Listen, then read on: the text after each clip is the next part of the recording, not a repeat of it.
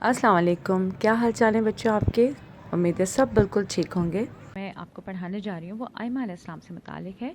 तो मैंने सोचा क्यों ना हम अपने 12 इमामों के नामों का इआदा कर लें और हमें भी पता चल जाएगा कि ऐसा तो नहीं कि हम कोई नाम भूल गए। और बच्चों वैसे भी आपको पता है कि 12 इमाम हमारे इमाम हैं, तो हमें उनके सारे नाम पक्के पक्के याद होना चाहिए।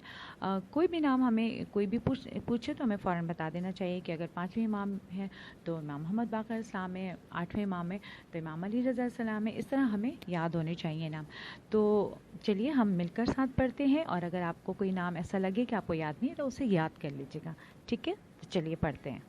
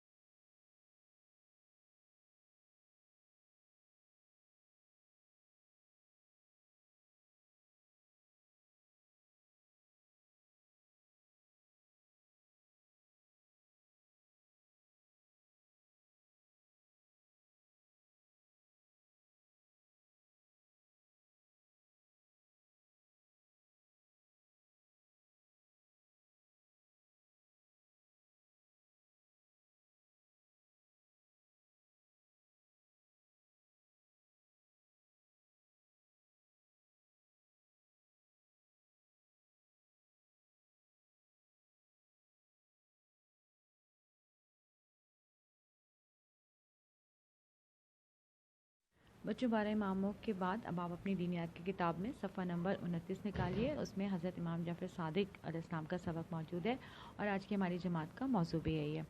तो चलिए मैं पढ़ती हूँ और अब आप लोग उसको गौर से सुनिएगा। बच्चों, छठे इमाम का नाम जाफ़र है। छठे इमाम का नाम जाफ़र और लक़ब जो है वो सादिक है। लक़ब के मायने होते हैं बच्चों कि किसी को किसी खूबी या उनकी खसूसियत की वजह से जिस नाम से बुलाया जाए वो उनका लक़ब होता है। जैसे कि इमाम जाफ़र सादिक का लक़ब सादिक है, तो उनके इस लक़ब के मायने क्या है? सच बोलने वाले के। इसी तरह कुन्नियत जो है वो अबू अब्दुल्ला है, और कुन्नियत जो है वो बच्चों आप किसी सगे रिश्ते की निस्बत से किसी को बुलाना या बड़े बेटे की निस्बत से। तो जैसे हज़रत अली अलैहिस्सलाम जो हैं वो हज़रत इमाम हसन अलैहिस्सलाम के हवाले से वो उनको अबुल हसन उनकी कुनियत थी, यानी हसन अलैहिस्सलाम के हवाले से वो बुलाए जाते थे, तो कुनियत अबुल हसन है। इसी तरह इमाम मोहम्मद बाक़र अलैहिस्सलाम जो हैं उनकी कुनियत, क्योंकि इमाम जाफ़र सादिक उनके बेटे हैं, तो उनकी कुनियत उस निस्बत से बड़े बेटे की निस्बत से जाफ़र हुई, तो उनकी कुनियत थी अबू जाफ़र।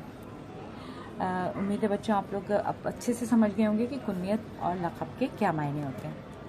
कुनियत जो होती है बच्चों, कुनियत का मतलब ये है कि आपको किसी करीबी, किसी सगे रिश्ते के हवाले से बुलाया जाए। जैसे बड़े बेटे की निस्बत से बुलाते हैं तो उसको कुनियत कहते हैं। आपने सुना होगा कि हज़रत इमाम अली अलैहिस्सलाम की कुनियत अबुल हसन है, यानी कि हज़रत इमाम अली अलैहिस्सलाम के जो बड़े बेटे हैं वो हज़रत इमाम हसन अलैहिस्सलाम हैं, तो उनकी निस्बत से हज़रत अली की कुनियत क्या हुई? अबुल हसन, यानी हसन के बाप। ठीक है, तो इस तरह कुनियत होती है। इसी तरह हज़रत इमाम मोहम्मद बाक़र अलैहिस्सलाम की कुनियत अबू जाफ़र है, हज़रत इमाम जाफ़र सादिक के हवाले से। तो बच्चों अब यकीनन आपको समझ में आ गया होगा कि कुनियत क्या होती है। ठीक है बच्चों, हज़रत इमाम जाफ़र सादिक अलैहिस्सलाम की विलादत की जो तारीख़ है वो 17 रबीउल अव्वल 83 हिजरी है, और शहादत की तारीख़ है 15 रजब 148 हिजरी, और बाज़ रिवायात में 15 शव्वाल भी मिलती है। तो हम दोनों तारीख़ें जो है वो मनाते हैं। بچوں حضرت امام جعفر صادق علیہ السلام کے والد کا نام حضرت امام محمد باقر علیہ السلام اور والدہ کا نام بی بی ام فروہ ہے۔ بچوں حضرت امام جعفر صادق علیہ السلام کی جو زندگی یعنی مدت حیات جو تھی وہ 65 سال تھی۔ اگر ہم اس کو اس طرح دیکھیں کہ دیکھیں آپ کو اسکرین پر نظر آ رہا ہوگا کہ لکھا ہوا ہے تاریخ ولادت 83 ہجری، آپ کو میں بتا چکی ہوں، اور تاریخ شہادت آپ دیکھیں دوسری طرف 148 ہجری ہے، ٹھیک ہے۔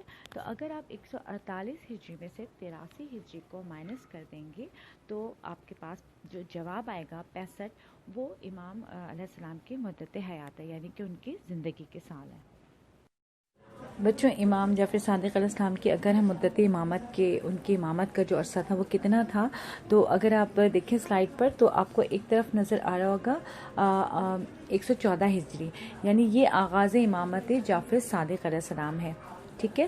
اور دوسری طرف ہم دیکھیں گے کہ 148 ہجری لکھا ہے، یعنی یہاں پر امام جعفر صادق کی امامت جو ہے وہ منتقل ہو گئی کہاں، ساتویں امام موسیٰ کاظم کی طرف، ٹھیک ہے۔ تو اگر اب ہم 148 میں سے 114 کو اگر ہم نکالیں گے تو جو 34 سال آئے گا وہ ہمارے امام علیہ السلام کی مدت امامت ہوگی۔ تو بچوں اس کو بھی یاد رکھیے گا، ٹھیک ہے، کہ مدت امامت جو ہے وہ امام جعفر صادق علیہ السلام کی 34 سال ہے۔ بچے امام جعفر صادق علیہ السلام کا سب سے بڑا کار امامت تھا کہ انہوں نے اسلامی علوم کی تنظیم یعنی انہیں منظم کر کے اور فقہ کی تدوین، بچوں اس کا مطلب یہ ہوتا ہے کہ انہوں نے علم دین کو جمع کر کے انہیں مرتب کیا، ٹھیک ہے۔ تو یہ کام انہوں نے کیا امام جعفر صادق علیہ السلام نے، اسی لیے بچوں فقہ امامیہ آپ کے نام کی نسبت سے فقہ جعفریہ کہلائی۔ بچوں اب میں آپ کو ساتھ میں فقہ جعفری کے حوالے سے بھی بتا دوں کہ بچوں جو مسلمان اللہ کے عدل اور امامت کو اصول دین کے طور پر یقین یا ایمان رکھتے ہوں تو وہ جو ہیں وہ فقہ جعفری کہلاتے ہیں، ٹھیک ہے۔ تو بچوں اب آپ نے اتنی ساری باتیں سیکھیں، آپ کو یہ سب باتیں جو ہے وہ یقیناً سمجھ میں آ رہی ہوں گی، اور جب آپ اس کو دوبارہ سنیں گے تو آپ کو اور اچھی طرح یہ ساری باتیں سمجھ میں آ جائیں گی۔ جی بچوں اگلا پیراگراف ہے، حضرت صلی اللہ علیہ وآلہ وسلم عالمین کے لیے رحمت ہیں اور حضور صلی اللہ علیہ وآلہ وسلم کے اہل بیت علیہ السلام اللہ کی نعمت ہیں۔ ایک موقع پر جب امام جعفر صادق علیہ السلام مہمانوں کی تواضع فرما رہے تھے، کسی نے قرآن کی اس آیت کا حوالہ دیا کہ قیامت کے دن لوگوں سے نعمتوں کے بارے میں سوال کیا جائے گا۔ آپ علیہ السلام نے فرمایا، اللہ اس بات سے بہت بلند ہے کہ وہ لوگوں کے کھانے پینے کا محاسبہ کرے، البتہ لوگوں سے جس نعمت کے بارے میں سوال کیا جائے گا اس سے مراد ہم اہل بیت نبوت ہیں۔ اسی نعمت کا حوالہ غدیر کے موقع پر نازل ہونے والی آیت میں بھی ملتا ہے۔ جی بچوں تو آپ نے دیکھا کہ یہاں پر جو نعمت ہے وہ کھانے پینے کی نعمت کا ذکر نہیں ہے، بلکہ جس نعمت کا ذکر ہے وہ اہل بیت نبوت ہیں، اور یہ اللہ تعالیٰ کی سب سے بڑی نعمت ہے ہمارے لیے۔ اور غدیر کے موقع پر جو آیت نازل ہوئی اس کا ترجمہ میں آپ کو پڑھ کر بتا دیتی ہوں، اور آپ کو اسکرین پر بھی نظر آ رہا ہوگا۔ آج ہم نے تمہارے لیے تمہارا دین کامل کر دیا اور اپنی نعمتیں تم پر پوری کر دی اور تمہارے لیے اسلام کو دین پسند کیا۔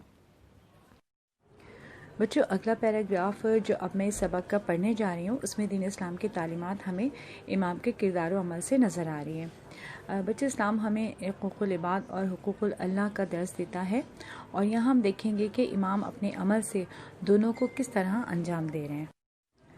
بچوں اگر امام علیہ السلام کے حقوق العباد کی طرف آئیں تو ہم دیکھیں گے کہ امام جو ہیں وہ غریبوں کی بہت زیادہ عزت کرتے، غلاموں کے ساتھ احسان کا سلوک فرماتے اور محنت کشوں اور مزدوروں کو قدر کی نگاہ سے دیکھتے۔ اور ساتھ ہی اگر ہم حقوق اللہ کی طرف آئیں تو امام علیہ السلام کے ایک شاگرد ہیں امام مالک بن انس، کہتے ہیں کہ جب کبھی میں امام جعفر صادق کی خدمت میں حاضر ہوا تو 3 حالتوں میں سے ایک حالت میں ضرور پایا، آپ نماز پڑھ رہے ہوتے یا روزے سے ہوتے یا ذکر خدا میں مصروف ہوتے۔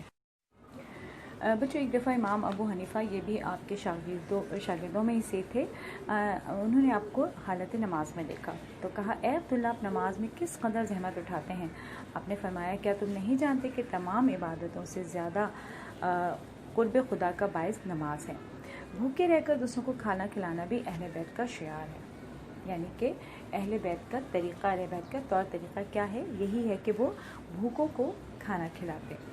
ایک دفعہ مدینے میں قحط کے آثار تھے، قحط یعنی کسی چیز کی بہت زیادہ کمی ہو جانا، لیکن امام جعفر صادق کے پاس غلے کا یعنی کھانے پینے کا اتنا ذخیرہ تھا، یعنی وہ اتنی زیادہ تعداد میں تھا کہ آپ کو اس کا کوئی قحط کا کوئی اندیشہ یا کوئی ڈر یا کوئی خوف نہیں تھا۔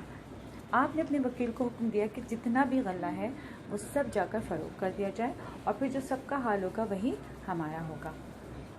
اب دیکھیں بچوں کہ امام جو ہے وہ غلہ جو تھا ان کے پاس وہ لوگوں میں ویسے بھی تقسیم کر سکتے تھے نا، لیکن انہوں نے کہا کہ اس کو فروخت کر دو۔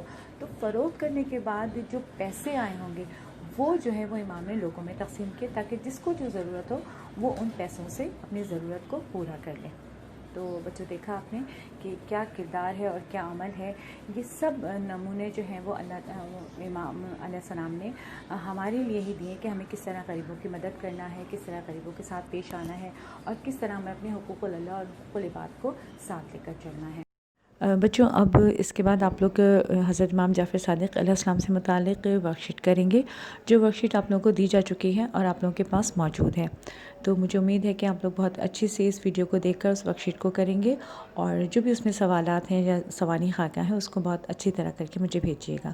تو بچوں آج کی ہماری جماعت کا وقت ختم ہوتا ہے، انشاءاللہ پھر ہم اگلی جماعت میں ملیں گے۔ تو اس وقت تک کے لیے خدا حافظ، اپنا بھی خیال رکھیے اور سب کا خیال رکھیے۔ اللہ حافظ۔